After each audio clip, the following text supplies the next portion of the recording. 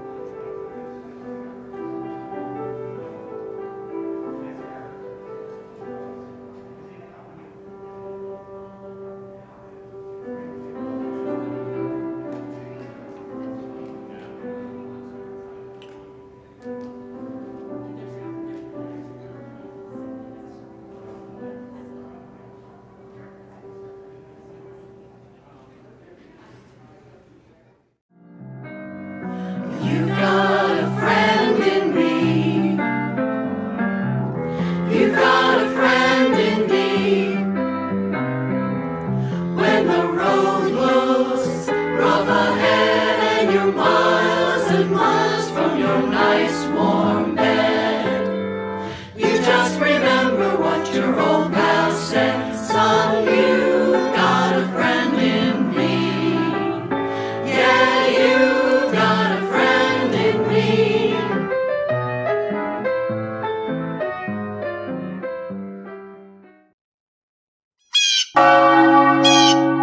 The bell calls us together in covenant, to share, to reflect, to hear with open hearts.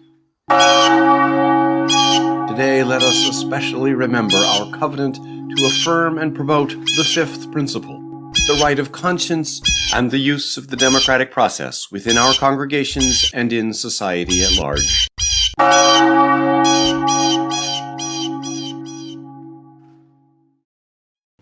Good morning. I invite you to rise in body or spirit for our gathering hymn, which is number 1000 if you've got a hymnal.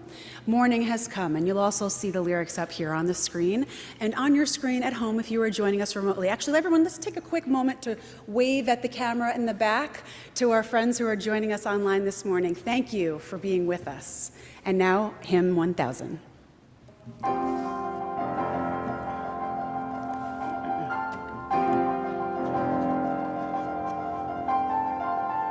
Morning has come, arise and greet the day.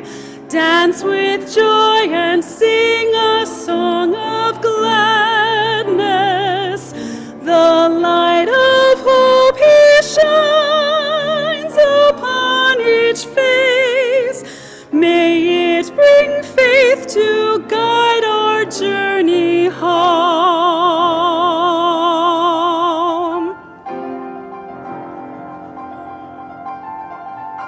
A new day dawns, once more the gift is given. Wonder fills this moment shared together. The light of peace he shines upon each face.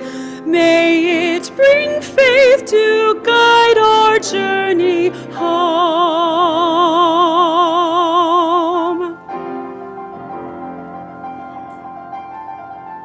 Open our eyes to see that life abounds. Open hearts to welcome it among us. The light of love he shines upon each face. May it bring faith to guide our journey home.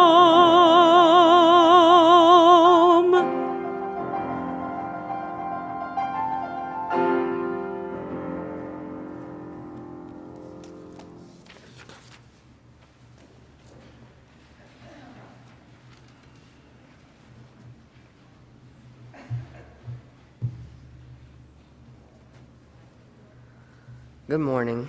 On the fifth Sunday of the season, we dedicate our chalice to the fifth principle of our faith, the right of conscience and the use of the democratic process. Please join me in the chalice lighting words from the Passover Haggadah in your order of service on the screen.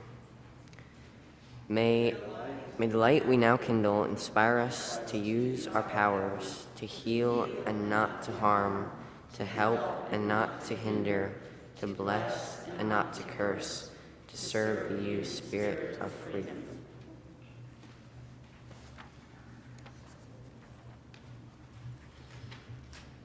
Good morning.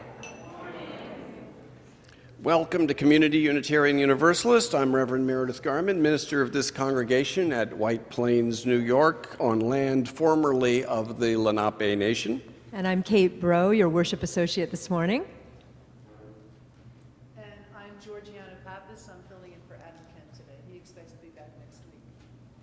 The mission of our congregation is to nurture each other in our spiritual journeys, foster compassion and understanding within and beyond our community, and engage in service to ourselves and our world.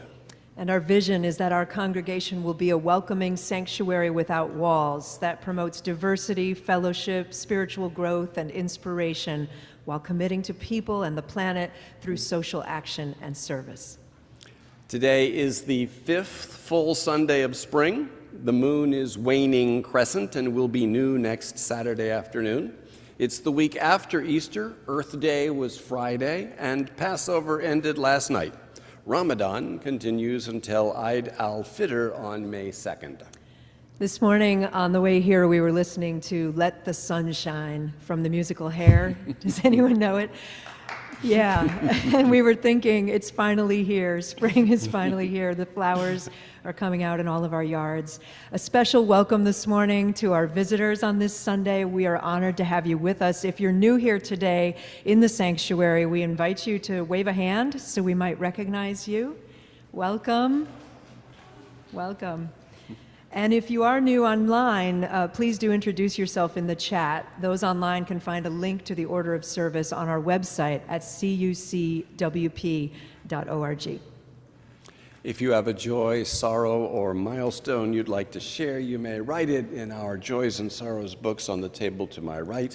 For those of you at home on Zoom, please enter it into the chat. And if you do that, make the first word joy, sorrow, or milestone so that at the end of the prayer, I'll know which chat entries are meant for me to speak. For our invocation. A poem from the imagined perspective of the Rio Grande River, the most significant and fraught border in our national imagination. The poem is by Richard Blanco, titled Complaint of El Rio Grande. I was meant for all things to meet, to make the clouds pause in the mirror of my waters, to be home to fallen rain that finds its way to me, to turn eons of loveless rock into lovesick pebbles, and carry them as humble gifts back to the sea which brings life back to me. I felt the sun flare, praised each star flocked about the moon long before you did. I have breathed air you will never breathe, listened to songbirds before you could speak their names, before you dug your oars in me, before you created the gods that created you. Then countries, your invention, maps, jigsawing the world into colored shapes, caged in bold lines to say, you're here, not there, you're this, not that, to say yellow isn't red, red isn't black, black is not white, to say mine, not ours, to say war and believe life's worth is relative.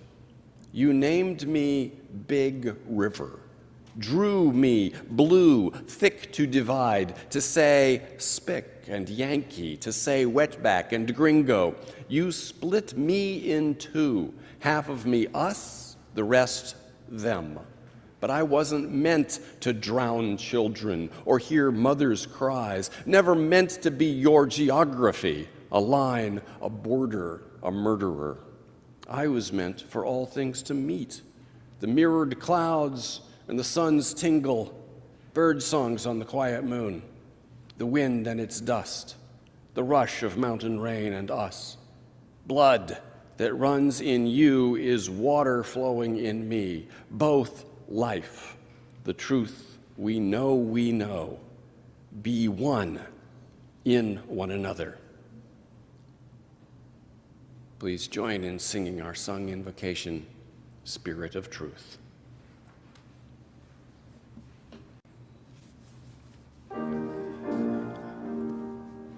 Spirit of truth that dwellest in the mountain, descend, we pray thee, to the marts of earth. Give us to hear the rustle of thy garment, grant us to feel thy shadow near, so may we find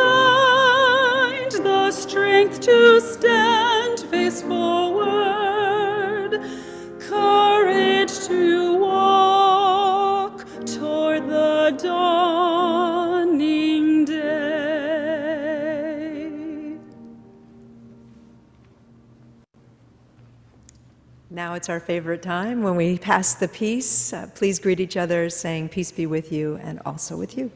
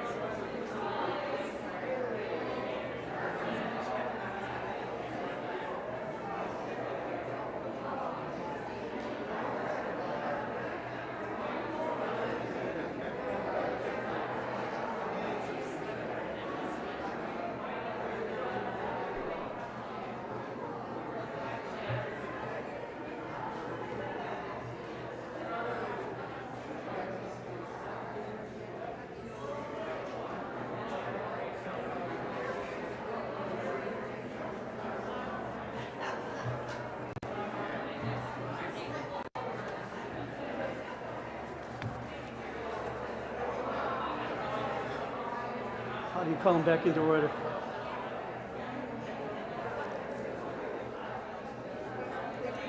They enjoy this part. We do have an Our Congregation segment this morning from Jeff Tomlinson. Okay. Right, this time I'm going to remember to take off the mask. Good morning, everyone. Good morning. Next Sunday after service, we're going to have a special event. What's love got to do with it? Not what's love. What's race got to do with it? I guess confusing. What's race got to do with it? It's going to be led by Reverend Lane Cobb and Eugene Holden. Lane is well known to us here in this congregation. She grew up in this church. And Eugene you'll get to know. Many of us have been following their weekly seminar or event called Race Talk Revolution. It's a nationwide seminar on race relations and so forth that's been excellent. It's been an excellent program. Lane and Eugene will come to us via internet and talk and lead a discussion, an interactive discussion on race in congregations and what our thoughts are on race relations in this congregation. I think it's a great opportunity as we're entering into a time of congregational assessment to start that conversation and to explore what our thoughts are for the future of the congregation and race relations. So I encourage everyone to attend this event. Thank you. And now here's our UU Minute, number 84, George de Benneville, Part 1. The first Universalist of note in America was George de Benneville, born in London to parents of French Huguenot nobility who had fled religious persecution in France. At age 12, George went to sea briefly as a midshipman in the Royal Navy. While docked in Algiers, George witnessed natives tending to an injured comrade, cleansing his wound and making supplications to the sun. Tears in his eyes, young George thought, "Are these heathens? No, I confess before God, they are Christians and I myself am a heathen." He later wrote, "It had been my first lesson in understanding that the heart of religion is how people treat one another, not always what they say they believe." Back home, he had a vision of himself burning as a firebrand in hell. For more than a year, he felt oppressed by unforgivable sins. Then, a second vision. Jesus telling him he had been redeemed and was forgiven.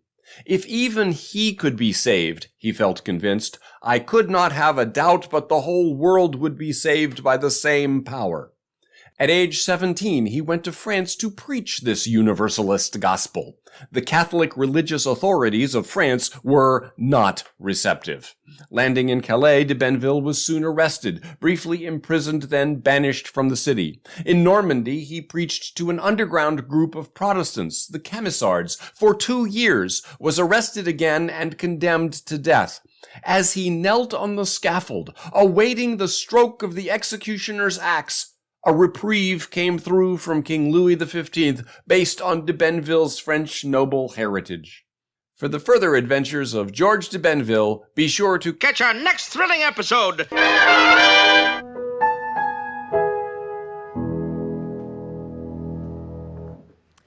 Our fifth principle, our covenant to affirm and promote the right of conscience and the use of democratic process, expresses our commitment both to individual conscience and to democracy. The morning offertory also expresses both of those commitments. The beloved community is truly the work of the people. There's no other support for this congregation but yours. Upon your conscience we depend, as well as the vote of your feet to be here, the vote of your hands and of your wallet to sustain and grow this community of memory and hope. For together we bring our generosity to effect healing. Today's offertory music is our choir with There Is Sweet Music Here.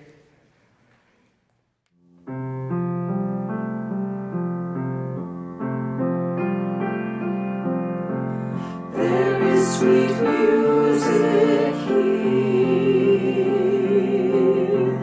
There is sweet music here, and softer falls than petals from blown roses on the grass, or night dews on still waters between walls of shadowy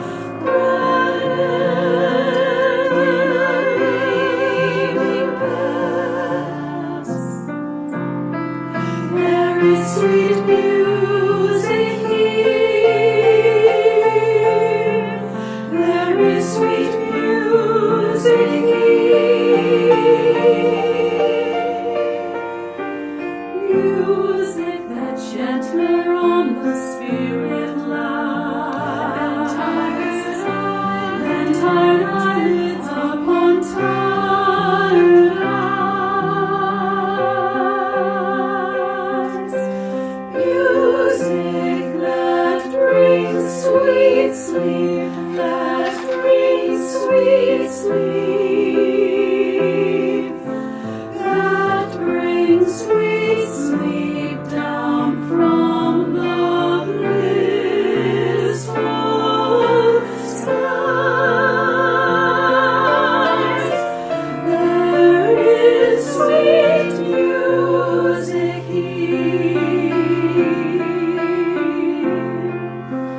here are cool mosses deep, and through the mossy ivies creep, and in the stream the long-leaved flowers weep, and from the craggy ledge the poppy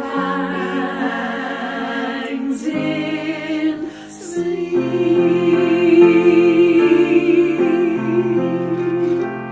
In sleep.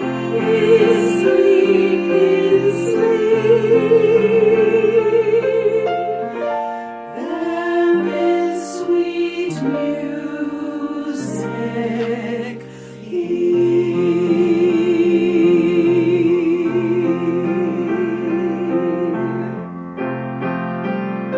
Sweet music.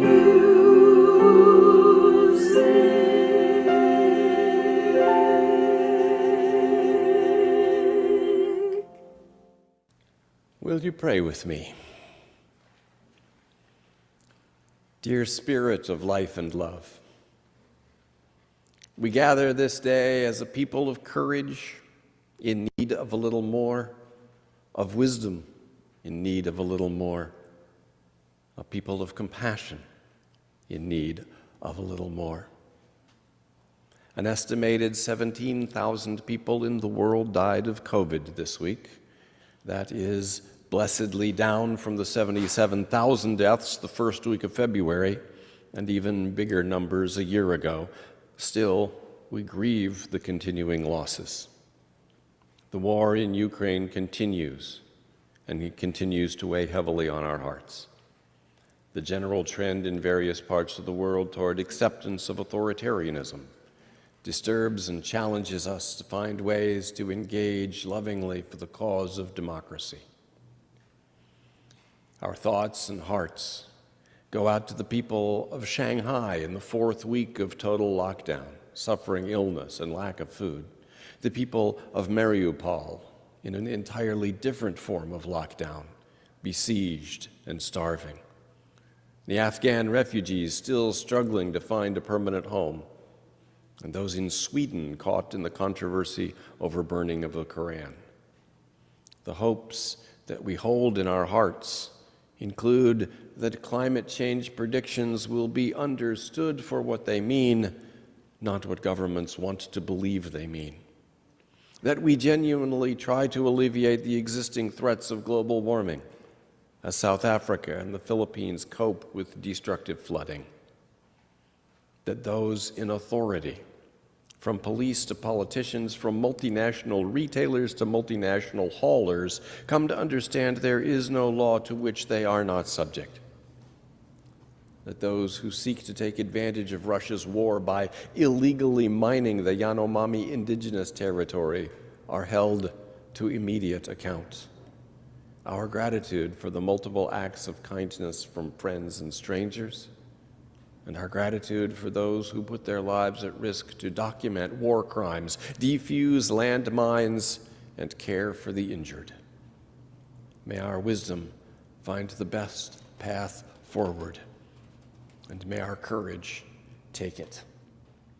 And so we ask of ourselves the mindful intention to delight in what is good, to confront what is cruel, and to heal what is broken.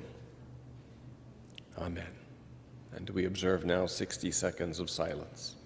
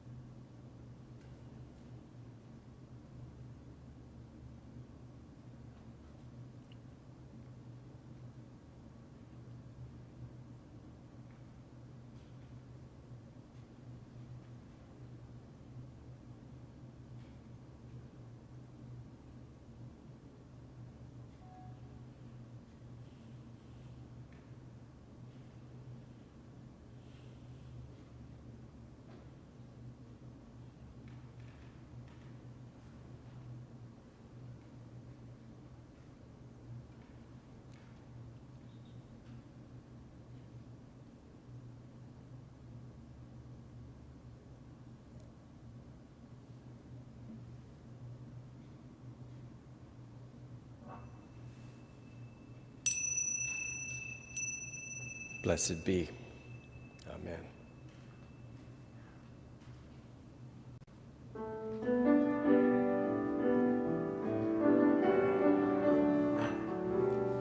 Oh, we give thanks for this precious day, for all gathered here and those far away, for this time we share, for love and care. Oh, we give thanks for this precious day. Oh, we give thanks for this precious day, for all gathered here and those far away, for the time we share, for love and care. Oh, we give thanks for this precious day.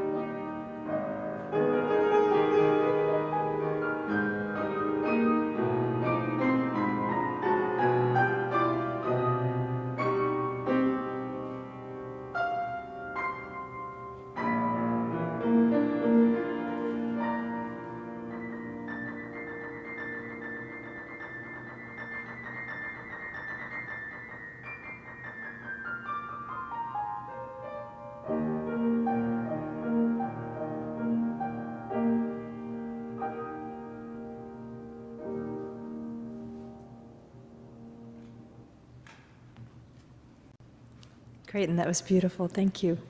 Our spiritual practice for this week is owning your nobility.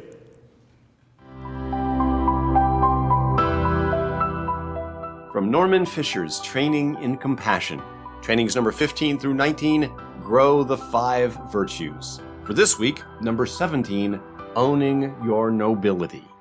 You are inherently noble, inherently motivated to see life truly, generously, magnanimously, as are the people around you. But the pressures of life and the persistence of human folly can obscure our noble motivation to be wise and compassionate. That's why we need to remind ourselves of our noble heritage as human beings and step up to embody it. Though you may believe that spiritual practice is a good idea and self-transformation a possibility, when it comes down to it, maybe you don't really think it's possible for you. Owning your nobility, we step into seriousness about transformation. The heritage, the legacy of being human is to manifest wisdom, compassion, and loving kindness, to be fully worthy of our lives, worthy of admiration and celebration. This is your nature, my nature.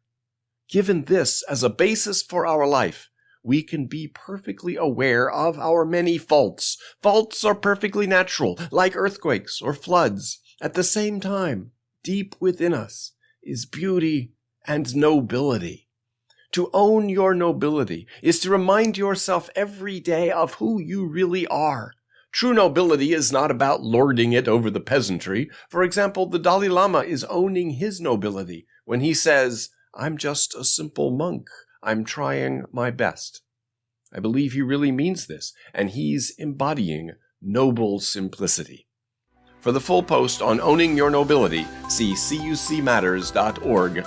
The link is in your e-communitarian.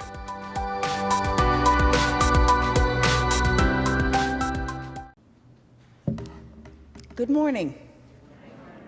My name is Dean Usher, and I've been a UU for nearly 61 years. This is my third UU congregation, and I've been a member here for over 40 years. I've participated in congregational life on multiple levels, 11 years as choir pianist and later a choir member. I've served on the Board of Trustees, sat on the RE Advisory Council and the ministerial committees, have continued to serve on social and racial justice committees, and have participated often in leadership roles in many congregational events. And yes, I always pledge and pay my fair share. This communal participation, shared by my late husband, Sam, has been enriched by enduring friendships with lovely members of the congregation, and our twin sons, now middle-aged men, attended our RE program.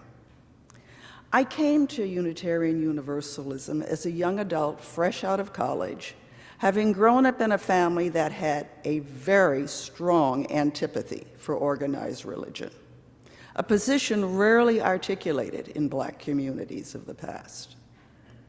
And my interpretation of and need for UU principles has always rested more strongly in the social action of humanism rather than in theism. However, I'm not your typical UU. I'm a Black American in a denomination that continues to struggle to live up to its lofty goals. Unfortunately, over the last several years, I've found myself experiencing such a deep loss of faith in the expressions of UU tenets that I seriously considered leaving the denomination. Our banners on the exterior of our building are laudable and should rightly bring pride, but banners are only the beginning and should challenge UUs who cling to a comfortable status quo that leaves little room for the equitable and respectful sharing of spaces, beliefs, and experiences with members of historically marginalized communities. Our denomination should provide the best home in which to perfect a caring, committed community. and that's community writ large. Isn't that what we profess weekly with our words, prayers, and songs? However, after much thought, I realize that in our congregation, strong allies are slowly emerging who understand that change requires courage, who actively demonstrate a willingness to confront insecurities and fears, who open their eyes and hearts to discomfort, who are moved to take risk, and who are making a determined commitment to sharing with the other the quality of life that they demand for themselves. Their courage has been bolstered by the brilliant guidance of Reverend Garmon, who tries at every turn to help us practice what we preach.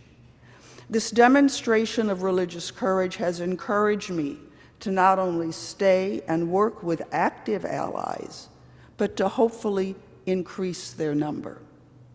So here I remain, trying to improve myself, paying my fair share, and unequivocally promising to continue to pose uncomfortable questions as together we craft concrete, ethical solutions that align with UU principles.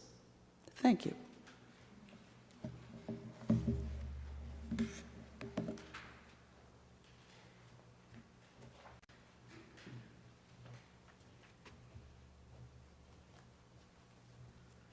Thank you so much, Adine.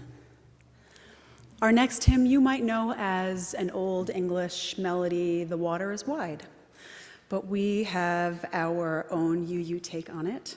So I invite you to rise in body or spirit for hymn number 34, "Though I May Speak with Bravest Fire."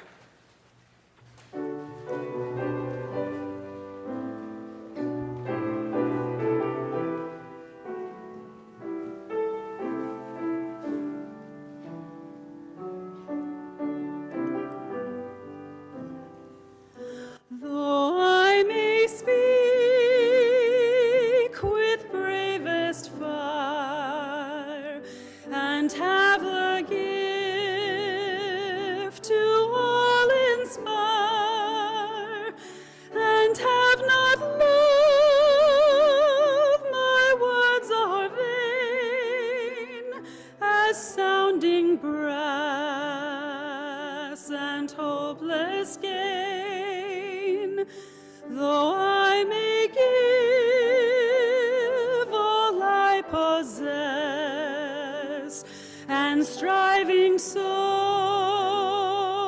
my love profess, but be not gained by love within,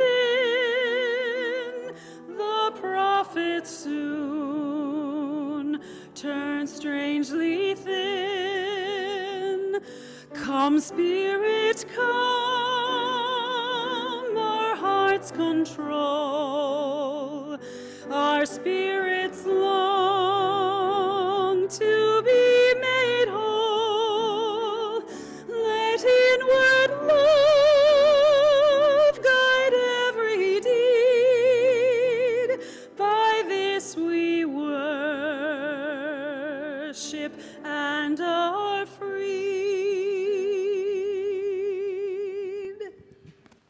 Our theme for the month of May will be borders and boundaries.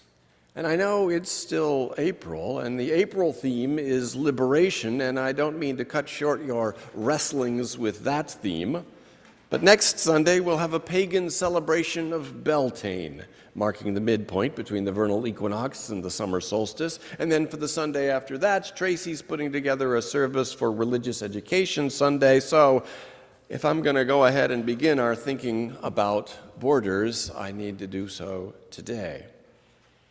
Everything needs a boundary, of course, to be defined and definite, to be a thing. Dissolution of that boundary ends the thing, its contents spilling out and merging with the surroundings. We need our skin to hold us together, but not to seal us off.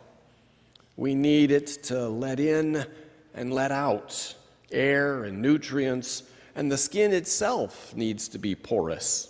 The average human adult has 7 million pores on their skin, 5 million hair follicles that secrete oils, and 2 million sweat gland pores. Your pores secrete, but also take in, which is how, for example, nicotine patches work. You have to have boundaries, definition, and there has to be a flow through those boundaries just to be biologically alive.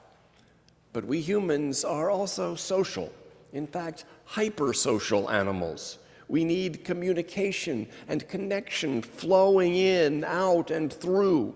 We need ideas and love to flow in, to flow out, and to flow through, or we perish.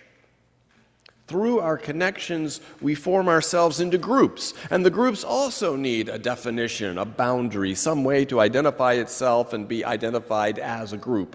We need to belong, and our belonging requires a sense of us. And so borders, boundaries, and belonging are wrapped up in each other. You don't know who you are if you don't know whose you are. But the group's border also needs to be porous, to take in and to give out. Whether the group is a nation or a congregation, a trade union, sports team, or a gender or ethnic identity, its definition of itself cannot be rigid or static, but must be somewhat ambiguous, some points of vagueness, and it must be evolving, without being too much so. And how do we know the healthy balance? For the last 2 months, Ukraine has been trying its darndest to defend its borders, to fight off and push out an incursion that threatens its existence. Ukraine right now needs to be focused on a certain excluding, namely the excluding of Russian forces.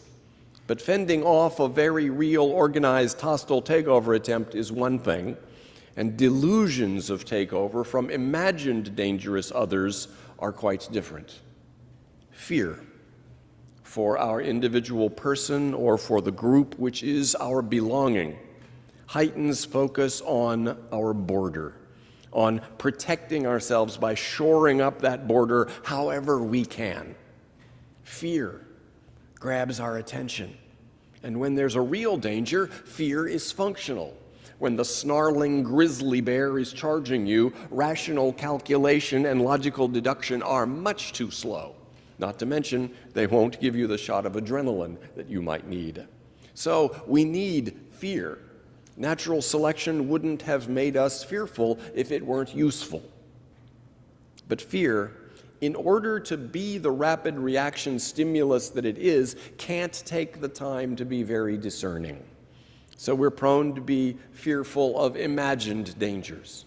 And fear then morphs from a useful tool, blaring a warning when needed, to a pervasive condition, consuming and debilitating.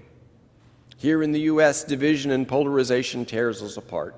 There is fear of the other in anti-immigrant attitudes and in the cruelty of our policies toward people who live in different, poorer neighborhoods. There's fear of the other driving every form of white supremacy, misogyny, colonialism. Zach Norris's book, Defund Fear, or as it was originally titled, We Keep Us Safe, is Unitarian Universalist Association's common read this year. It's the one book selected for all Unitarian Universalists to read and talk about for the year. Adine Usher will be leading the first of our discussion groups about that book after the service today, as Kate mentioned, in room 11 and also on Zoom. Norris points out that what really keeps us safe, or would be keeping us safe, is good schools, good jobs, effective, affordable health care, clean and safe drinking water and air, and safe roads and bridges. And funding for what really keeps us safe has been eroding for decades. Instead, we've been erecting a more and more pervasive framework of fear, the four key elements of which, Norris says, are deprivation, suspicion, punishment, and isolation. We've been erecting and fortifying borders to keep them away from us. And this has only reduced our safety. Our fears grow and grow, fueling counterproductive reactions that further reduce our safety in a vicious cycle. Instead, we need to cross borders, reach out to whoever is or has been perceived as other.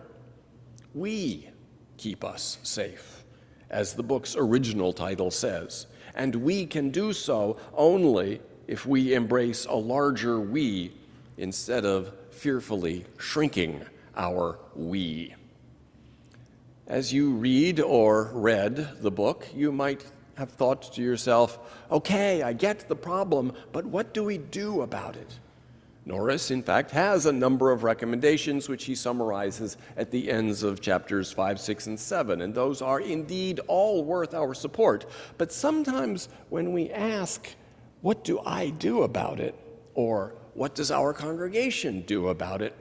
The question behind the question is, how do I make those other people agree with me? I see the problem. I'm not the problem. It's those other people. People who watch the TV news of that reprehensible network and who vote for the candidates of that reprehensible political party. And so the war between relatively privileged red America and relatively privileged blue America upstages the needs of the more often politically disengaged, poorer communities most at risk. The challenge for us is to find ways to cross two different borders, to open our hearts across the red-blue divide and across the class divide. How do we change the system is a good and important question, but today I want to talk about changing ourselves. I'm not going to go into detail. We will each have different details.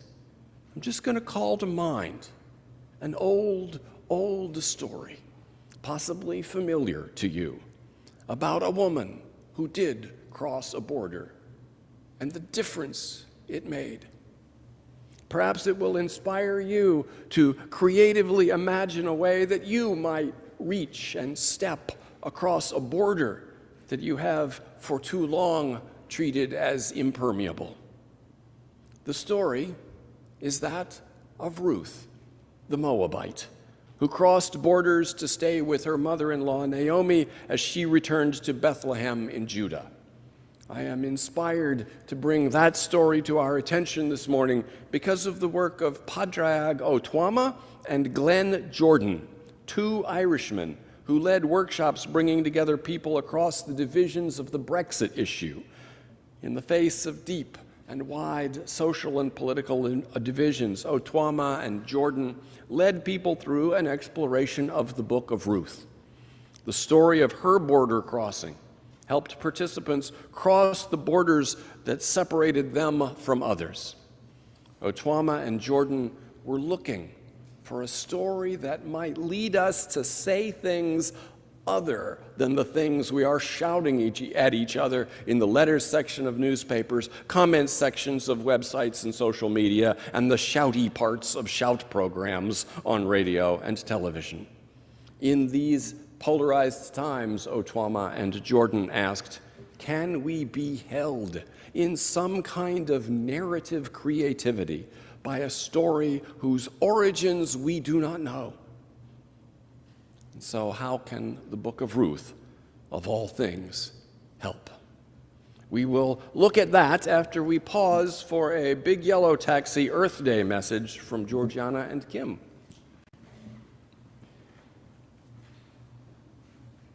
So Joni Mitchell wrote Big Yellow Taxi the first time she visited Hawaii in the 60s, and she was taken by the beauty that surrounded her, and she opened her hotel window and she looked out and she saw that there was a construction project across the way putting up a new hotel, and she was just so shocked to see that the callous disregard for the natural environment.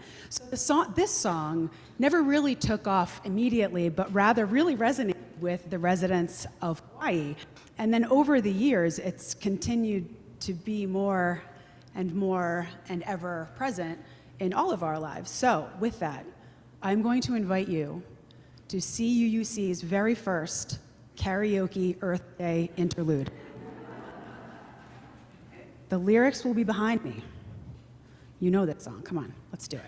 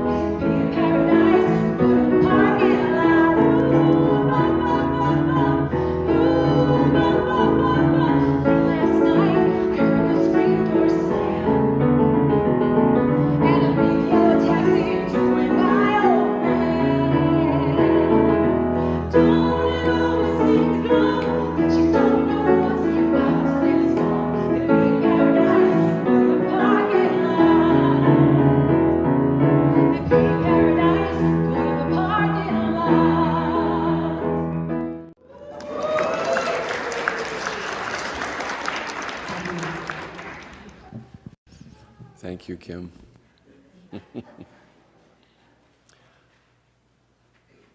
The book of Ruth is short, just 4 chapters, a drama in 4 acts. Act 1, it's the time of the judges. A famine comes to Judah.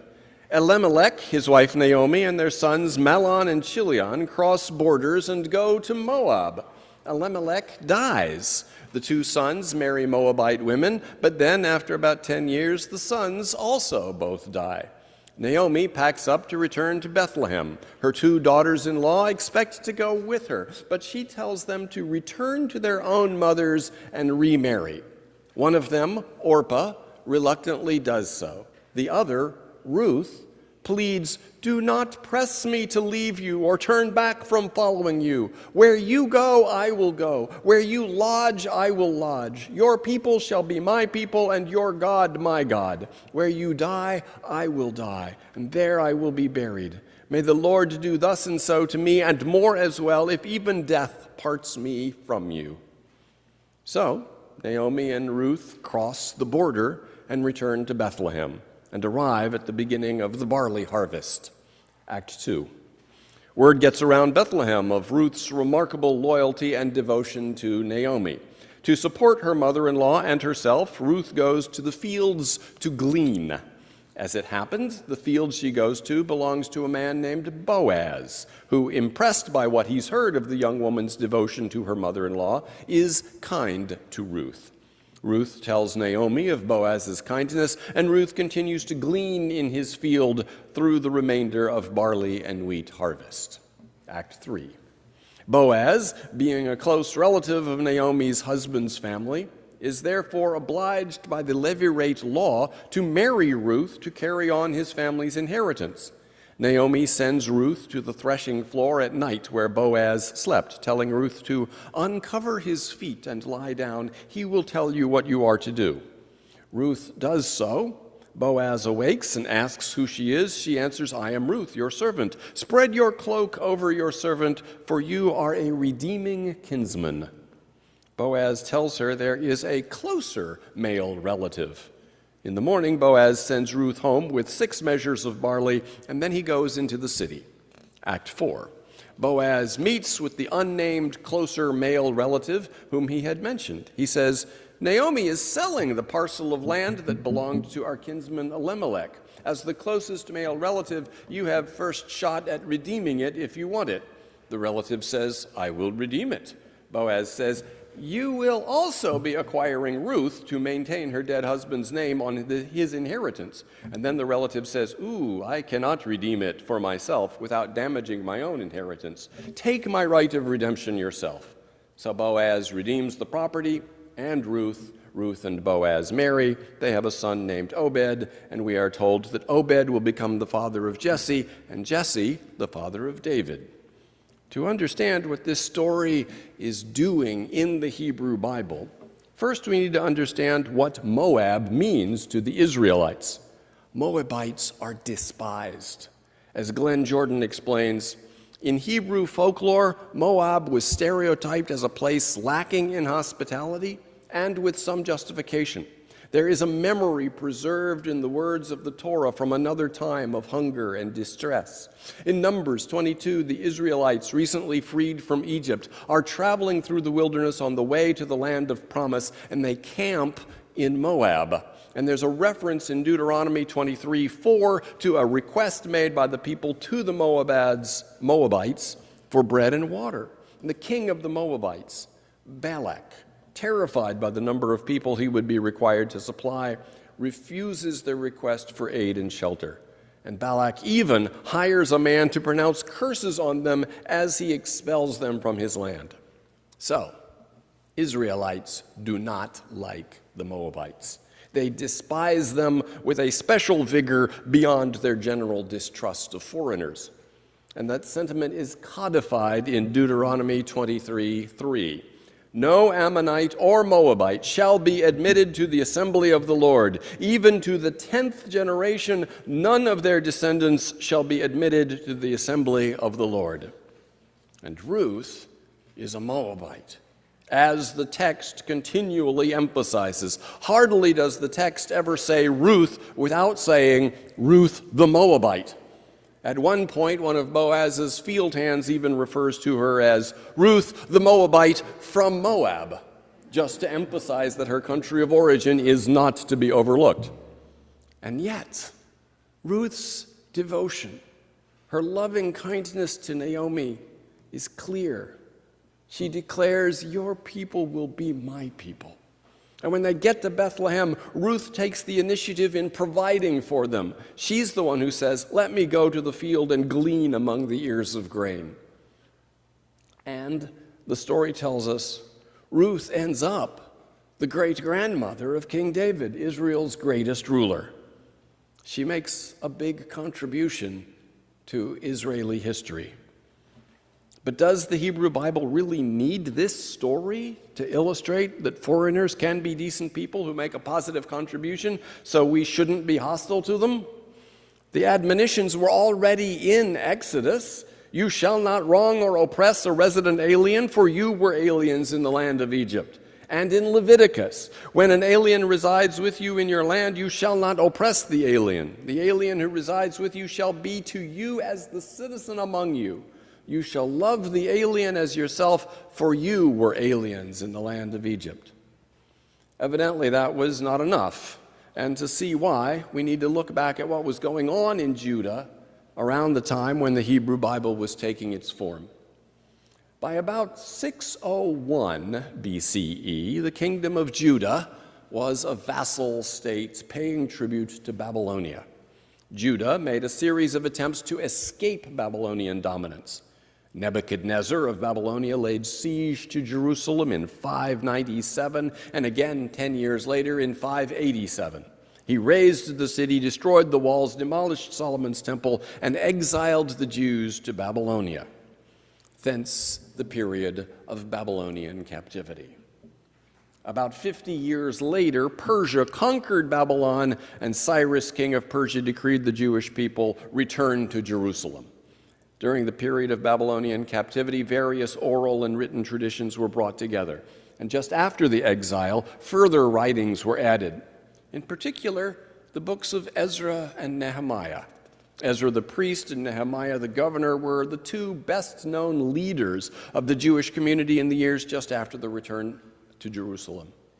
In the books for which they are named, We read that Ezra insists on obedience to the Mosaic law's separation from non-Jews, and that Nehemiah encloses Jerusalem with a wall and purges the community from all things foreign in order to build a distinctive Jewish identity.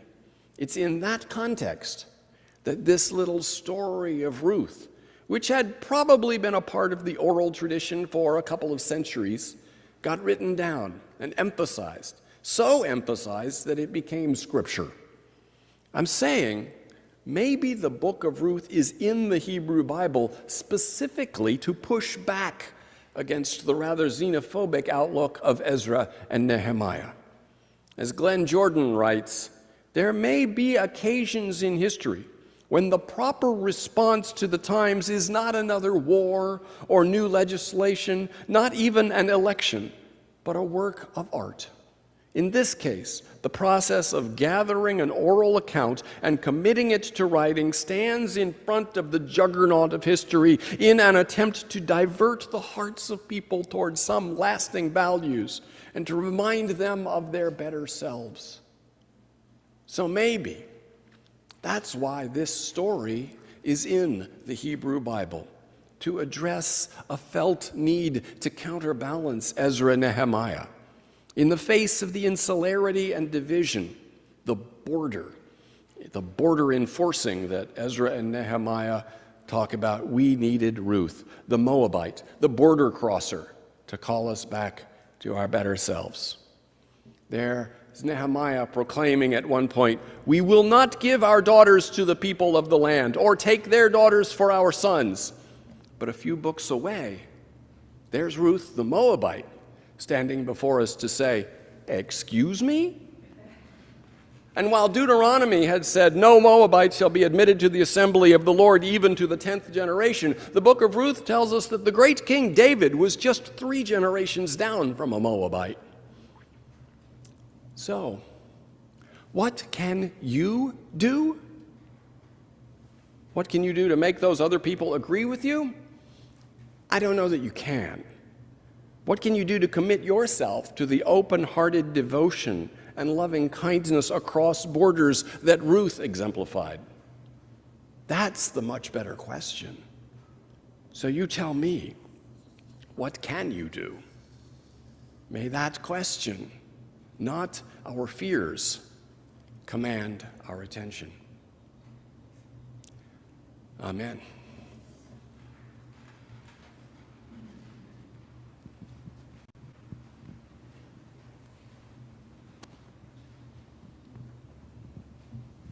I have to give Kate her mic back. Can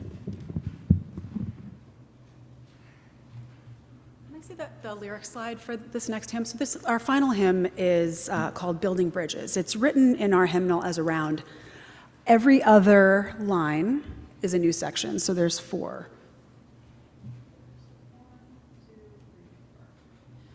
We'll sing this together. First, we'll listen to it once, and then we'll sing it all together.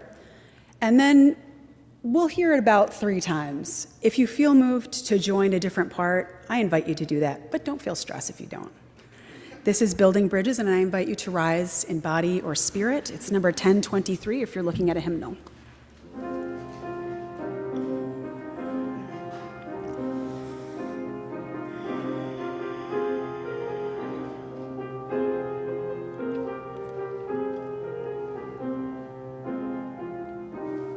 Sing it all together.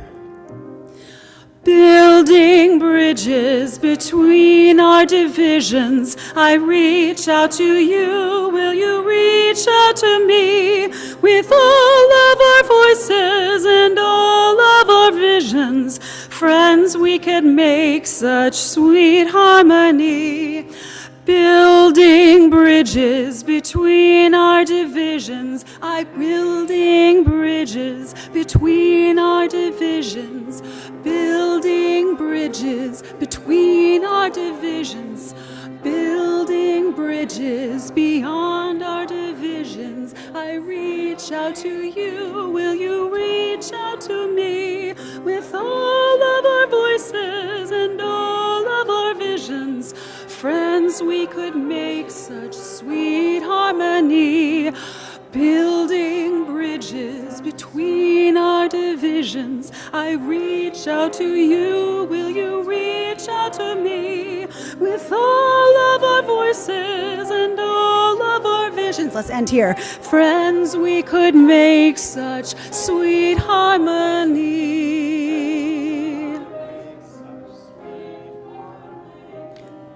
Sweet harmony. See, we get there together in the end. Thank you.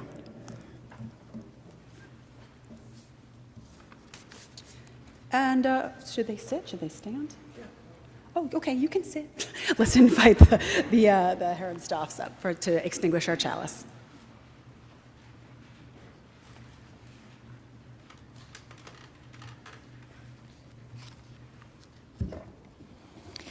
As we extinguish our chalice here, we invite those of you at home to now extinguish your chalices, and everyone say with me the words in your order of service and on your screen. Our chalice extinguished, the flame of conscience and the light of the democratic method are now ours to carry forth.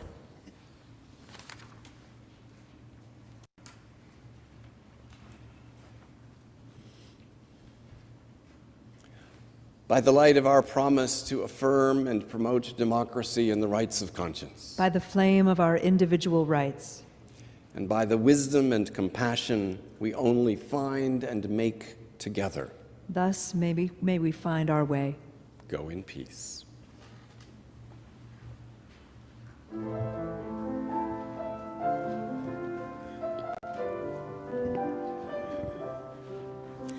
Spirit of life, come unto me.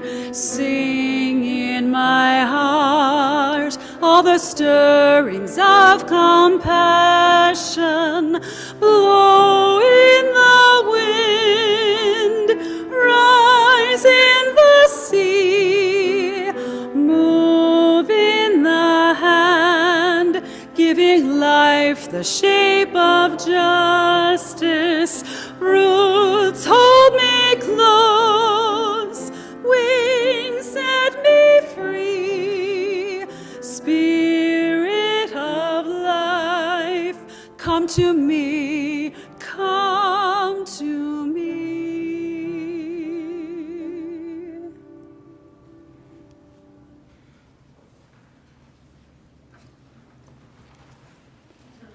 Let's hear some more Beatles, Georgiana.